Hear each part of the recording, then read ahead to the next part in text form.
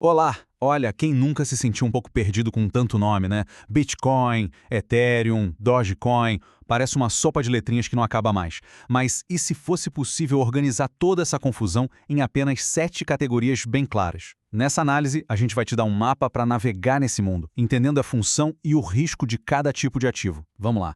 Para muita gente, falar de cripto é falar de Bitcoin. Ponto final.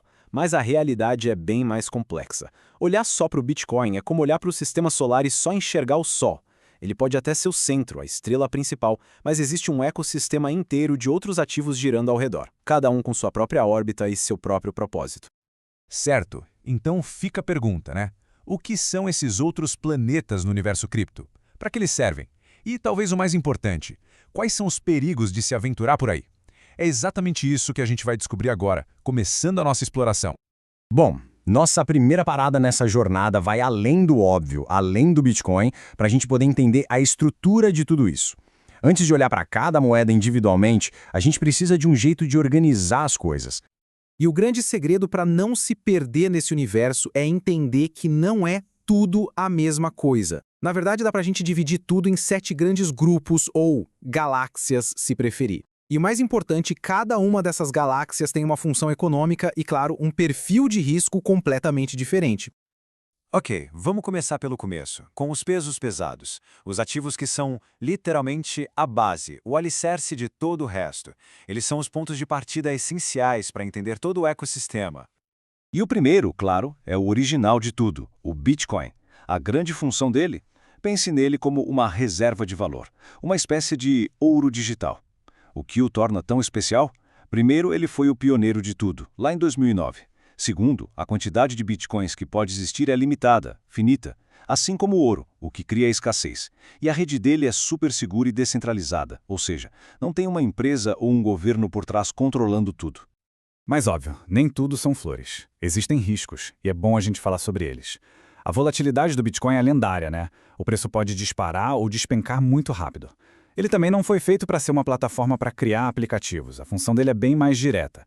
E no fim das contas, o valor dele depende da confiança contínua das pessoas de que ele vai continuar sendo importante no futuro.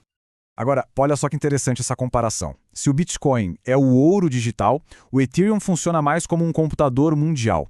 Um foca em ser seguro e em guardar valor. O outro foca em ser útil, em ser programável. São os dois pilares do mercado, mas com propósitos totalmente diferentes. Entender isso aqui é fundamental.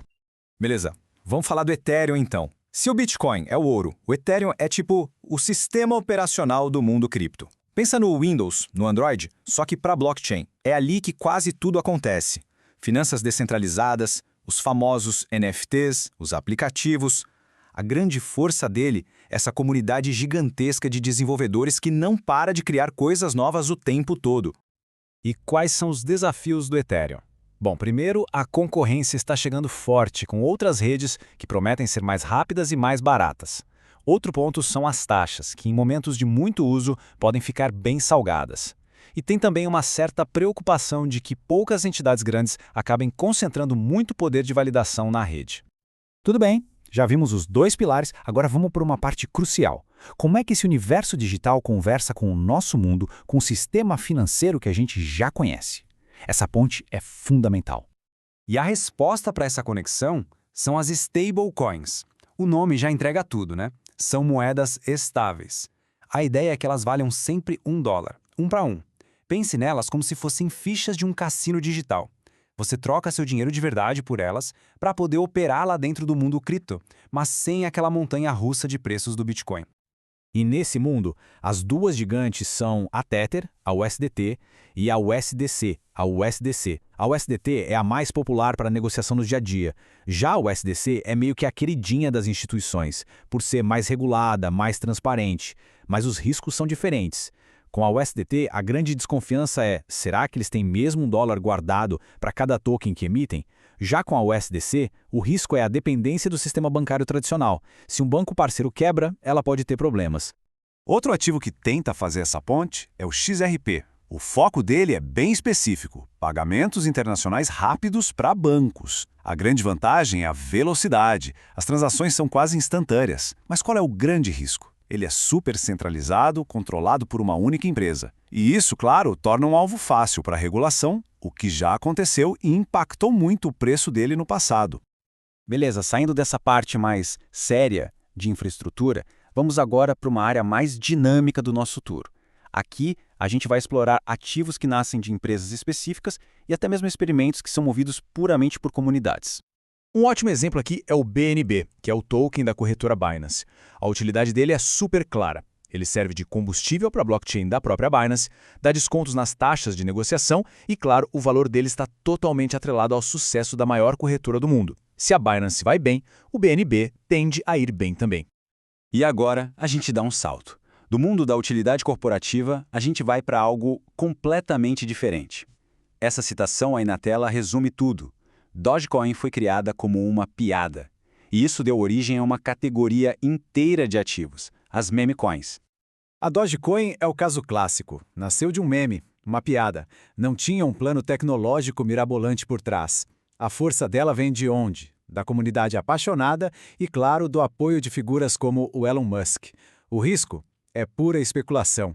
Não tem uma tecnologia disruptiva ali. E diferente do Bitcoin, que é escasso, novas Dogecoins são criadas o tempo todo e infinitamente. Isso a torna, bom, extremamente volátil. Ufa! Depois de viajar por tantos lugares diferentes nesse universo, a gente chega na parte talvez mais importante de todas. Como organizar tudo isso na nossa cabeça? Vamos agora juntar as peças e criar um mapa de risco bem claro. E aqui está ele, o nosso mapa.